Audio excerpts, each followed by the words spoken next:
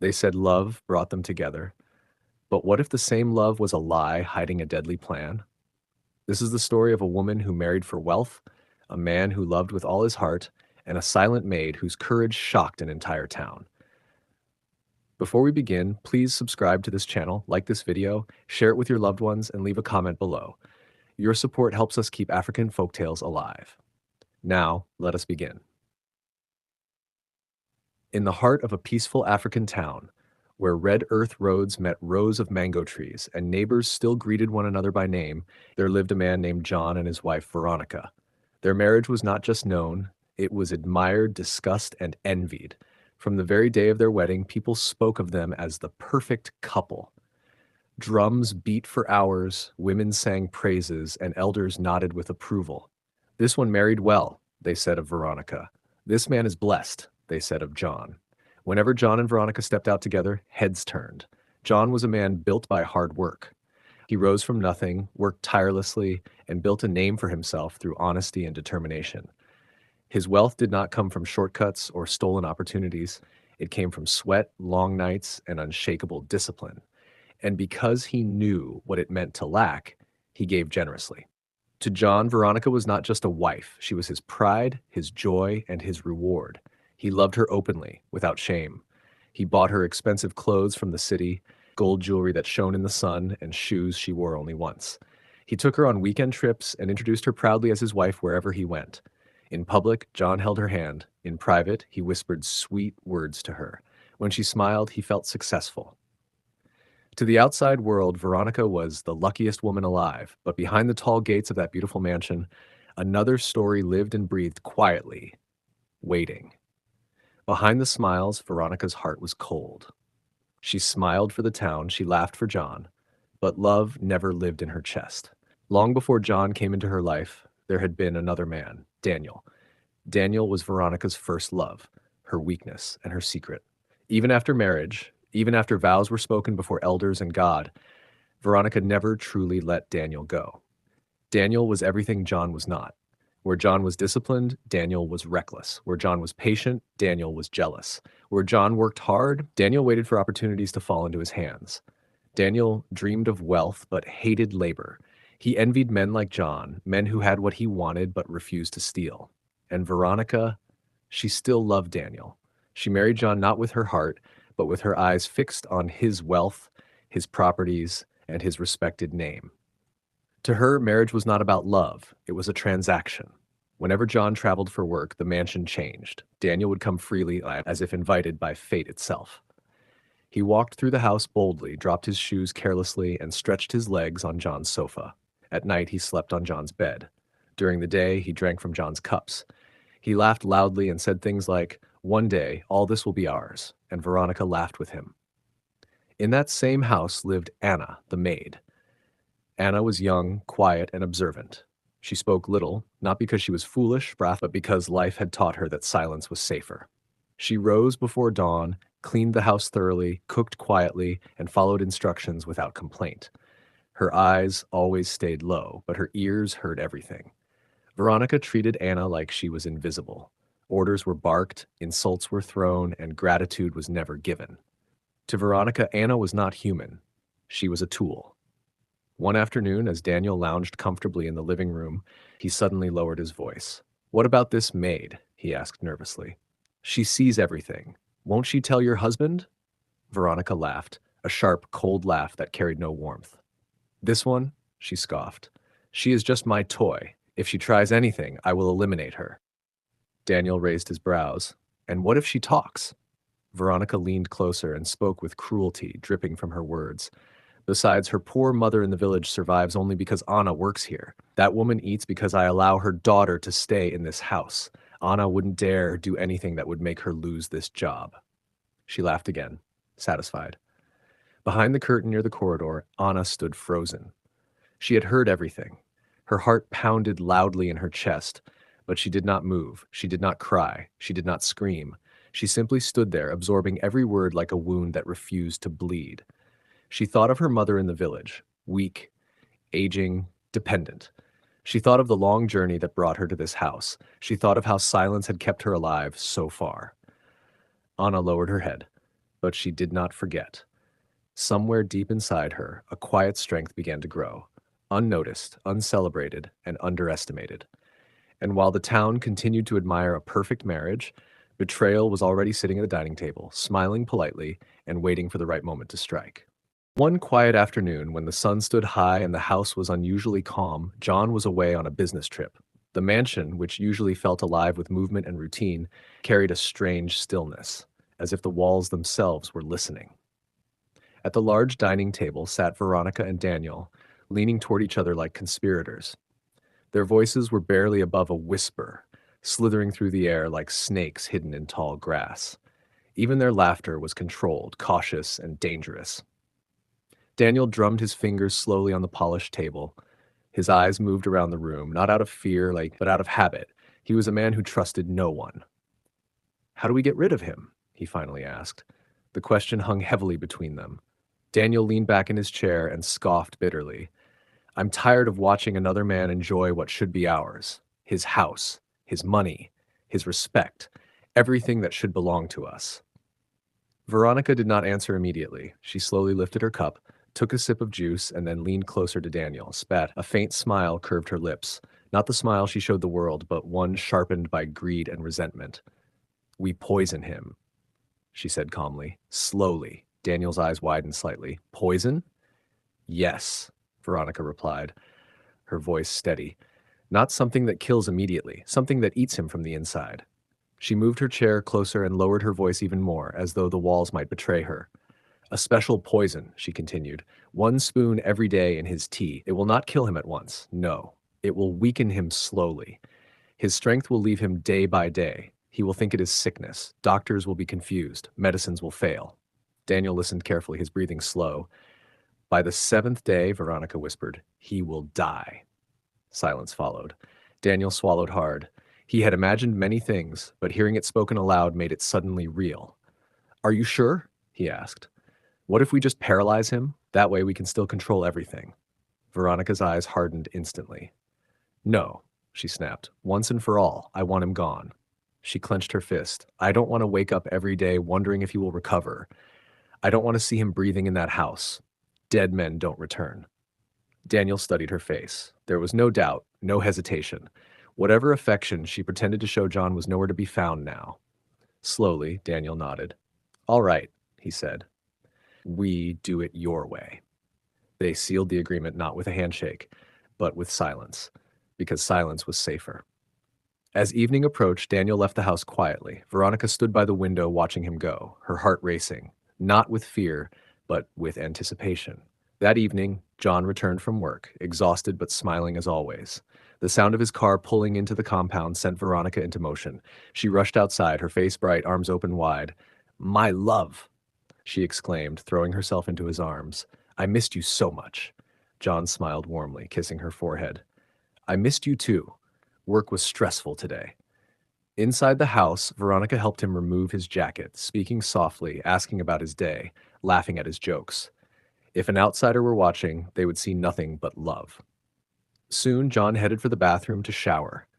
The moment the door closed, Veronica's expression changed. She moved swiftly to the kitchen.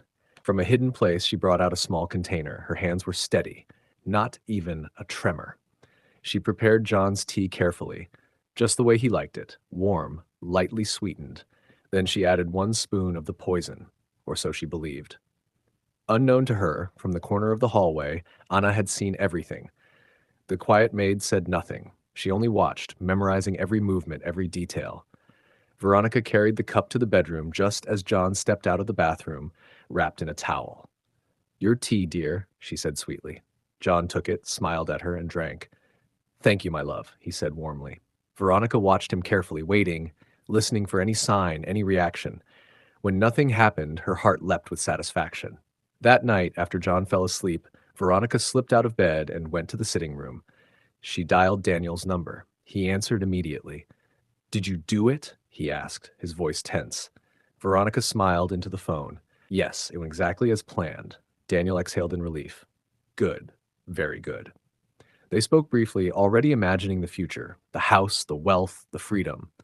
But what Veronica did not know, what Daniel did not know, was that nothing had gone according to their plan. That cup of tea did not carry death, it carried the beginning of their downfall.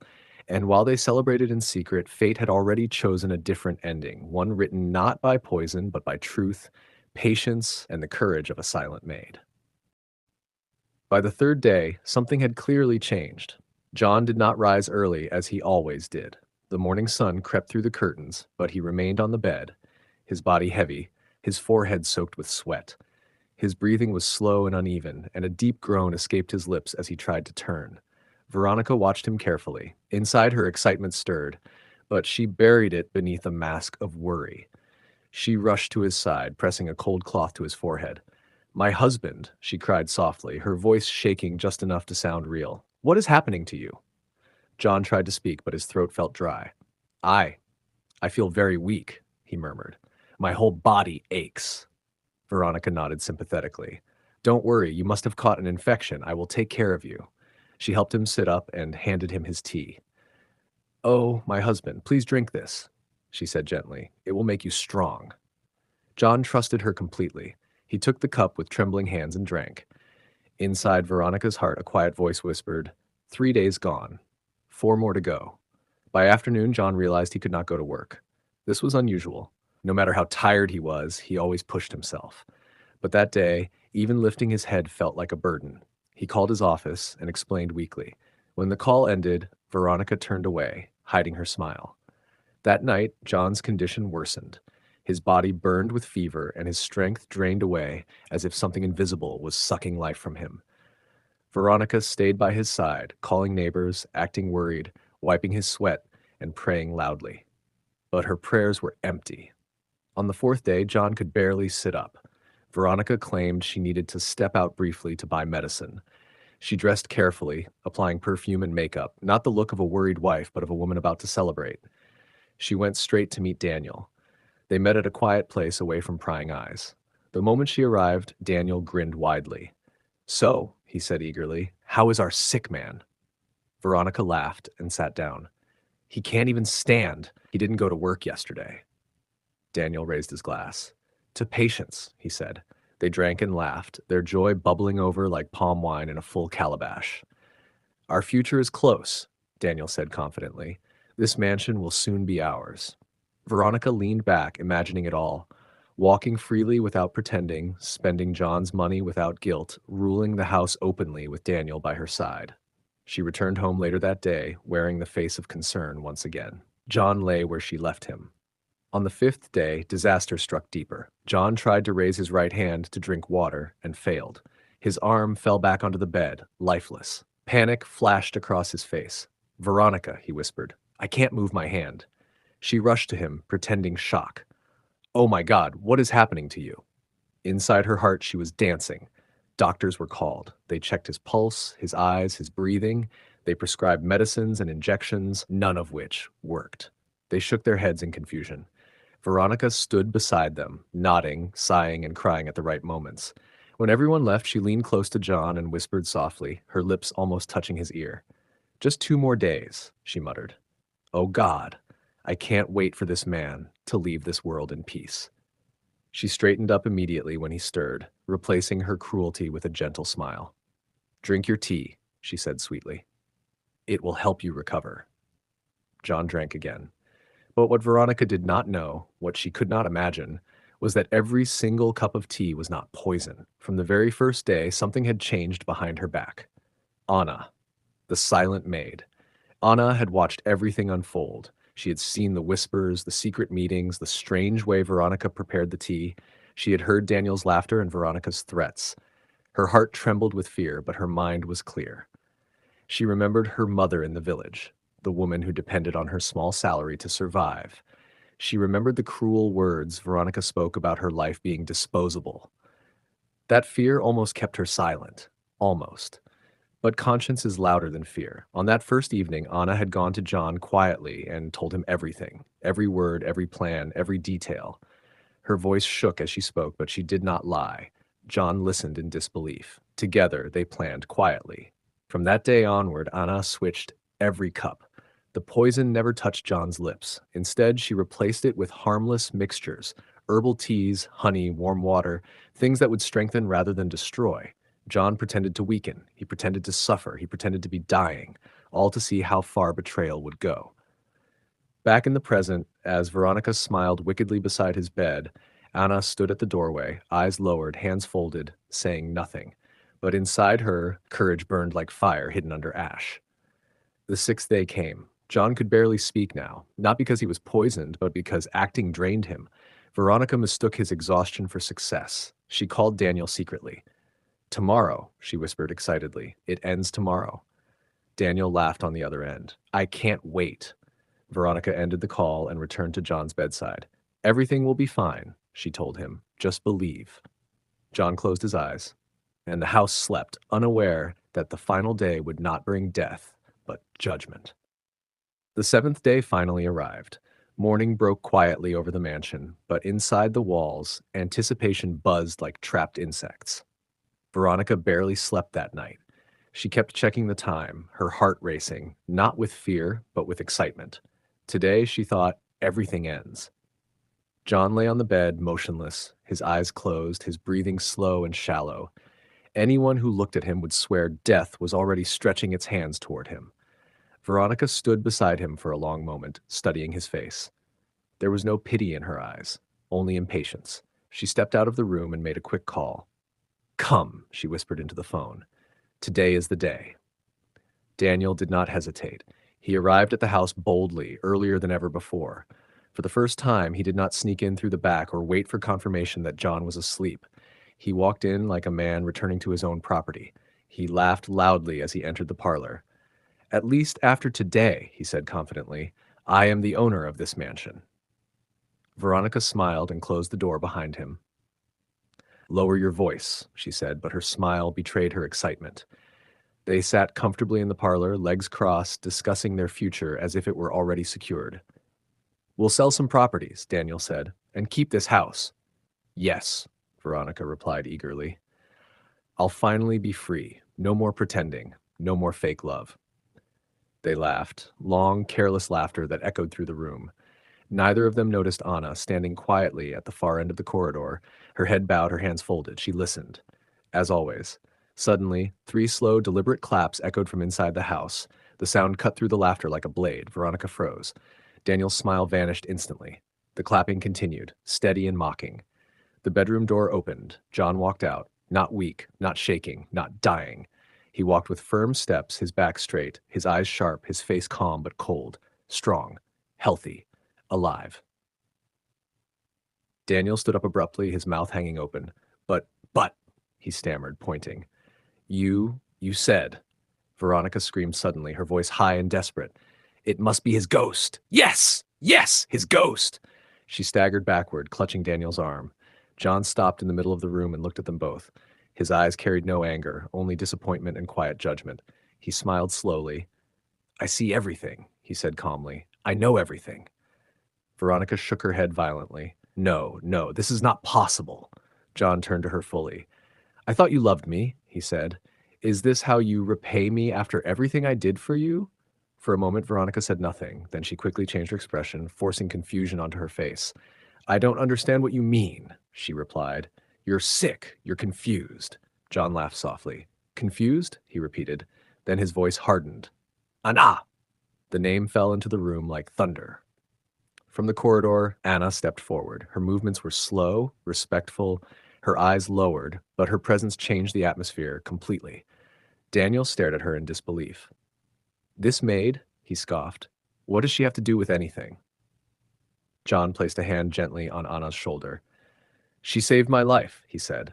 Veronica's face twisted. John continued, his voice steady and clear. "She overheard your plans. She heard every word, how you planned to poison me, how you counted the days of my death, how you threatened her life."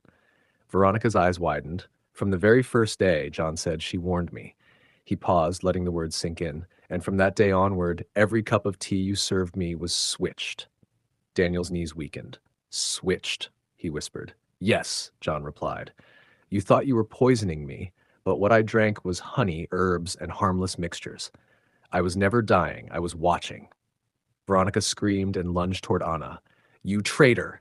You will regret this. Do you know who you crossed?" Before she could move another step, John raised his hand. No, he said firmly. You will. He turned to Daniel. And you, he added. You had no shame. Instead of working for your future, you chose to destroy another man's life. You slept in my house. You planned my death.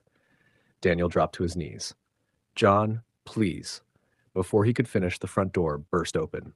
Police officers walked in. Their footsteps were heavy and final. Veronica screamed, trying to run, but two officers held her firmly. Daniel was dragged up from the floor, his face pale, his confidence shattered. As they were handcuffed, Veronica turned back, her eyes burning with hatred. First at John, then at Anna. This is not over, she shouted. John said nothing. He only watched as they were taken away. When the house finally grew quiet again, John turned to Anna. For the first time, he looked at her not as a maid, but as a savior. Thank you, he said softly. Anna bowed her head, tears filling her eyes. And in that moment, the mansion that once echoed with lies finally breathed the air of truth. Justice did not come quietly. It arrived with heavy steps, stern faces, and consequences that could not be escaped. Veronica and Daniel were taken away in full view of the town. The same people who once admired Veronica now watched in disbelief as she was led into a police vehicle, her head bowed, her pride shattered.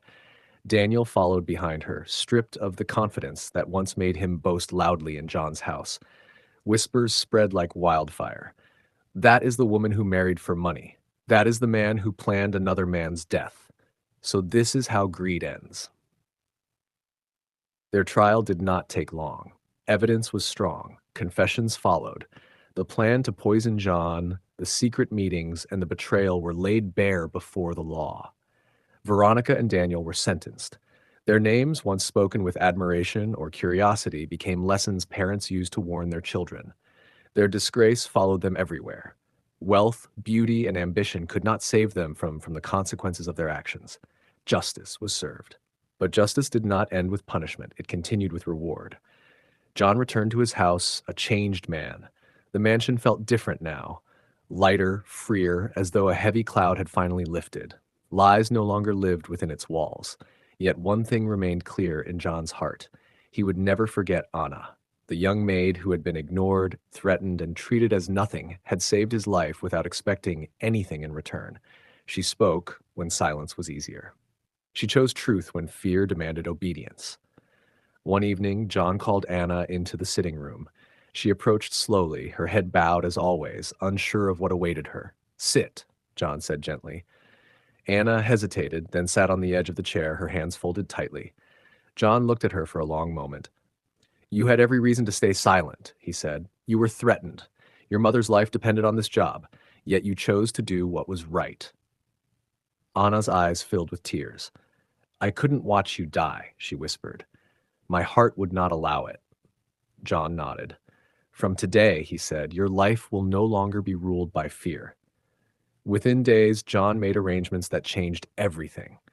Anna's mother was brought from the village to the city. The old woman wept when she saw her daughter living not as a servant, but as someone respected. John rented a large shop for her in a busy area and stocked it with goods. For the first time in her life, Anna's mother owned something that could not be taken away easily. As for Anna herself, John enrolled her in one of the most expensive schools in the city, a place she never imagined she could enter, a place where dreams were shaped and futures were built. On her first day of school, Anna stood in her uniform, staring at herself in the mirror, unsure if the reflection was real.